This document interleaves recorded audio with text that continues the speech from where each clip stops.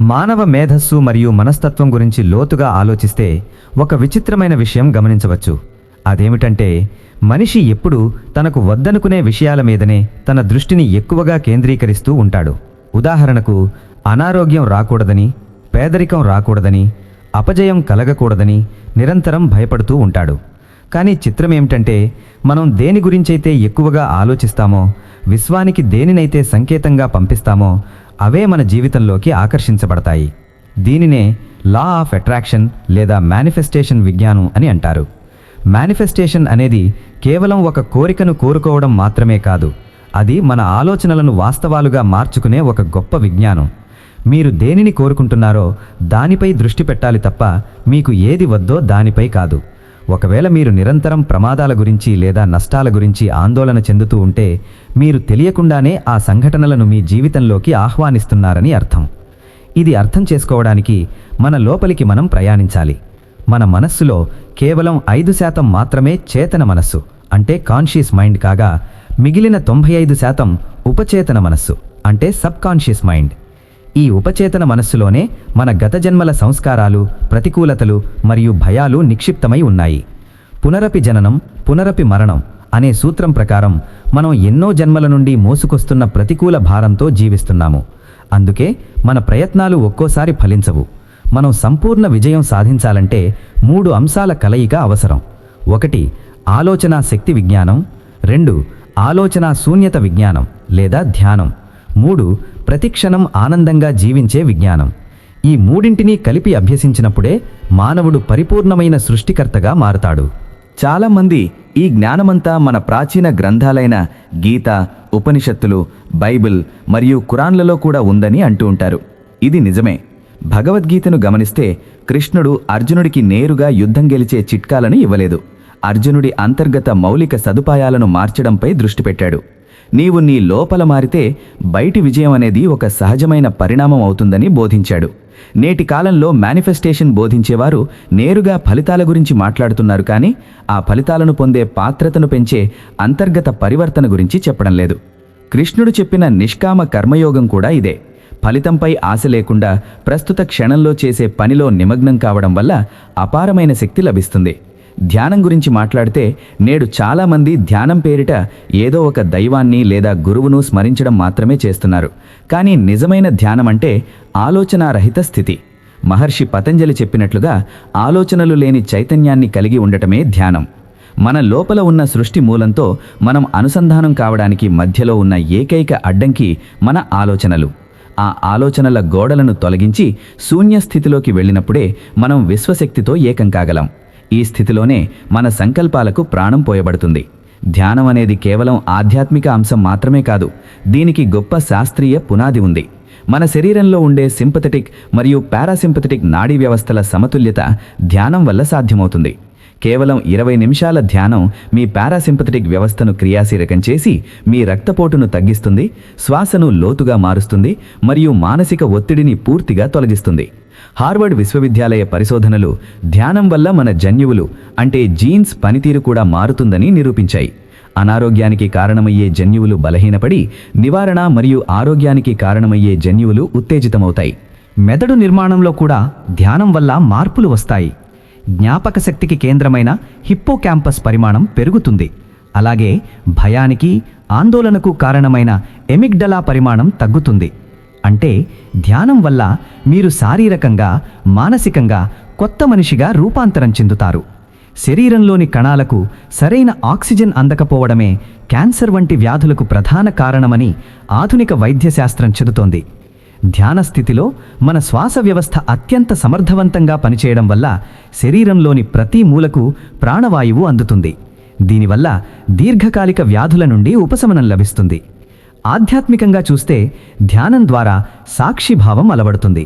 అంటే నేను ఈ శరీరాన్ని కాదు, ఈ మనస్సును కాదు, ఈ భావోద్వేగాలను కాదు, నేను కేవలం వీటన్నింటినీ గమనించే ఒక చైతన్యాన్ని అని మనకు అనుభూతి కలుగుతుంది. దీనినే చాయిస్లెస్ అవేర్నెస్ అని అంటారు. ఈ అవగాహన కలిగినప్పుడు జీవితంలోని కష్టసుఖాలు మనల్ని చలింపజేయవు. లా ఆఫ్ అట్రాక్షన్ విజయవంతం కావాలంటే ధ్యానం తప్పనిసరి. ఎందుకంటే ధ్యానం ద్వారానే మనం ప్రతికూల ఆలోచనల నుండి విడుదల పొందుతాము. మన దగ్గర ఉన్న చెత్తను శుభ్రం చేయకుండా కొత్త విత్తనాలు నాటితే అవి మొలకెత్తవు. అలాగే ఉపచేతన మనస్సులోని ప్రతికూలతలను ధ్యానం ద్వారా క్లీన్ చేసినప్పుడే మనం చేసే పాజిటివ్ అఫర్మేషన్లు ఫలిస్తాయి. నేడు మనం 21వ శతాబ్దంలో ఉన్నాము. ఇది సైన్స్ మరియు టెక్నాలజీ యుగం. ఇప్పుడు పాత పద్ధతుల్లో మతాలను అనుసరించడం వల్ల పెద్దగా ప్రయోజనం లేదు. బాహ్య ప్రపంచం కోసం ఎలాగైతే భౌతిక శాస్త్రం, రసాయన శాస్త్రం అందరికీ సమానమో అలాగే అంతర్గత ప్రపంచం కోసం ఒకే ఒక విజ్ఞానం ఉండాలి. అదే ధ్యాన విజ్ఞానం. ఇది ఏ మతానికి చుట్టం కాదు, ఏ దేవుడికి పరిమితం కాదు. ఇదొక స్వచ్ఛమైన శాస్త్రం. ప్రతి మనిషి తనను తాను తెలుసుకోవడానికి ప్రయత్నించాలి తప్ప కేవలం ఇతరులు చెప్పింది నమ్మకూడదు. నమ్మకం వేరు, అనుభవం వేరు. ఒక విషయాన్ని తెలుసుకోకుండా నమ్మడం అనేది అంధవిశ్వాసం అవుతుంది. ఒక శాస్త్రవేత్తలాగా మీ లోపలి ప్రపంచాన్ని మీరు అన్వేషించాలి. ధ్యానం అంటే 24 గంటలలో కనీసం ఒక అరగంట సేపు మీతో మీరు గడపడం. ప్రపంచాన్ని మరిచిపోయి కళ్ళు మూసుకొని కేవలం మీ శ్వాసపై లేదా మీ లోపలి ప్రశాంతతపై దృష్టి పెట్టాలి.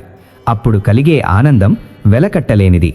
ఈ స్థితిలో మీకు విశ్వరహస్యాలు అర్థమవుతాయి. నేడు సమాజంలో ప్రజలు దైవం పేరుతో విడిపోతున్నారు. కానీ నిజమైన ఆధ్యాత్మికత అందరినీ కలుపుతుంది. మనం మన ఆత్మతో అనుసంధానమైనప్పుడు మనమందరం ఒకటే అనే భావన కలుగుతుంది. అప్పుడు ద్వేషం పోయి ప్రేమ పుడుతుంది. మనిషి తన జీవితకాలమంతా ఆస్తులు కూడబెట్టడం, డబ్బు సంపాదించడం అనే భ్రమలో బతుకుతున్నాడు. చాలామంది 25 తరాల కోసం సంపాదించాలని తపన పడుతుంటారు. కానీ వాస్తవం ఏమిటంటే ఒక 2 తరాల తరువాత మీ సొంత మనవళ్లకు కూడా మీ పేరు గుర్తుండదు.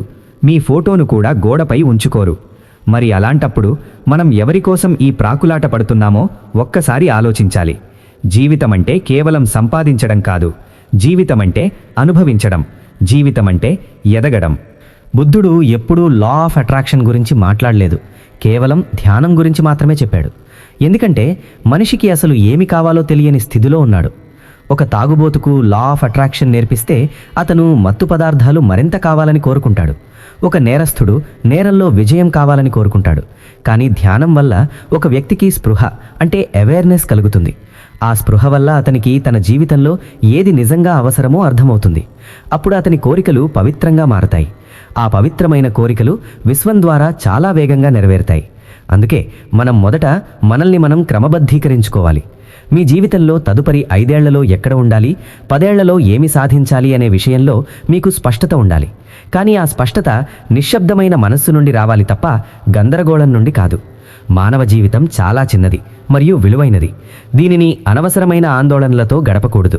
ప్రతిరోజు ఉదయాన్నే ధ్యానం చేయడం వల్ల మీ రోజంతా అద్భుతంగా ఉంటుంది. ధ్యానం చేస్తున్నప్పుడు మీ చుట్టూ ఒక పాజిటివ్ ఎనర్జీ ఏర్పడుతుంది. ఇది మిమ్మల్ని రక్షించడమే కాకుండా మీరు కోరుకున్న వ్యక్తులను మరియు అవకాశాలను మీ వైపుకు లాగుతుంది. చాలామంది మేధావులు మతపరమైన ఆలోచనలతో ధ్యానాన్ని దూరం పెడుతుంటారు. కానీ ధ్యానం అనేది మానవ పరిణామ క్రమంలో ఒక ఉన్నతమైన మెట్టు. 21వ శతాబ్దపు మనిషికి ధ్యానం అనేది ఒక ఆహారం లాంటిది. ఆహారం శరీరానికి ఎలాగో ధ్యానం ఆత్మకు అలాగూ. మనం మన ఆరోగ్యం గురించి ఎంత జాగ్రత్త పడతామో మన మనస్సు గురించి కూడా అంతే జాగ్రత్త పడాలి. నేటి కాలంలో డిప్రెషన్, యాంగ్జైటీ పెరగడానికి కారణం మనిషి తన నుండి తాను దూరమైపోవడమే. బయటి ప్రపంచంలో ఎంత ఎదిగినా లోపల శూన్యం ఉంటే అది నిజమైన విజయం కాదు. సంపూర్ణ విజయం అంటే ఆర్థికంగా ఎదగడం, శారీరకంగా ఆరోగ్యంగా ఉండటం మరియు మానసికంగా ప్రశాంతంగా ఉండటం. ఈ మూడింటిని సాధించడానికి మేనిఫెస్టేషన్ మరియు మెడిటేషన్ అనేవి 2 కళ్ళ లాంటివి. వీటిని మీ జీవితంలో భాగం చేసుకోండి. అప్పుడు మీరు ఓ సామాన్య మనిషిగా కాకుండా ఓ అసామాన్య శక్తిగా రూపాంతరం చెందుతారు. ఈ ప్రపంచంలో మీరు సాధించలేనిదంటూ ఏదీ లేదు. మీ ఆలోచనలను మార్చుకోండి, మీ జీవితం మారుతుంది. మీ లోపలి వెలుగును కనుగొనండి. అప్పుడు ఈ ప్రపంచమంతా మీకు వెలుగుగా కనిపిస్తుంది. ప్రతి క్షణం ఒక కొత్త అవకాశం. గతాన్ని వదిలేయండి. భవిష్యత్తు గురించి భయపడకండి. వర్తమానంలో జీవించడం నేర్చుకోండి. ధ్యానం మిమ్మల్ని వర్తమానంలో ఉంచుతుంది. మీరు శ్వాస తీసుకుంటున్నప్పుడు ఆ శ్వాసను గమనించండి. తింటున్నప్పుడు ఆ రుచిని అనుభవించండి. మాట్లాడుతున్నప్పుడు ఆ పదాలను గమనించండి. ఈ చిన్న మార్పులు మీ జీవితంలో పెద్ద విప్లవాన్ని తీసుకొస్తాయి. మీ ఉపచేతన మనస్సును మీరు నియంత్రించడం మొదలు పెడితే ఈ ప్రపంచం మీ కనుసన్నల్లో ఉంటుంది. ఇది అతిశయోక్తి కాదు, ఇది ఒక పరమ సత్యం. గొప్ప మహానుభావులందరూ ఇదే మార్గంలో నడిచారు. వారు తమ లోపలి శక్తిని నమ్మారు. అందుకే వారు చరిత్రను సృష్టించగలిగారు. మీరు కూడా ఒక చరిత్రను సృష్టించగలరు. దానికి కావలసిందల్లా సంకల్పం మరియు సాధన. నిరంతరం సాధన చేయండి, నిరంతరం ధ్యానంలో ఉండండి. అప్పుడు మీ జీవితం ఒక పండగలా మారుతుంది. ఏ సమస్య వచ్చినా దానిని ఒక అనుభవంగా చూడండి. కష్టాలు మనల్ని బలహీనపరచడానికి రావు, మనలోని శక్తిని మనకు చూపించడానికి వస్తాయి. కాబట్టి ప్రతి దానిని సానుకూలంగా తీసుకోండి. మీరు ఈ విశ్వంలో ఒక భాగం. ఈ విశ్వమే మీలో ఉంది. ఈ సత్యాన్ని గ్రహించినప్పుడు మీకు భయం అనేది ఉండదు. అపారమైన ప్రేమ మరియు కరుణ మీ హృదయంలో నిండుతాయి. అప్పుడే మీరు నిజమైన మనిషిగా జీవిస్తారు. ఈ ప్రయాణంలో మీరు ఒంటరివారు కాదు.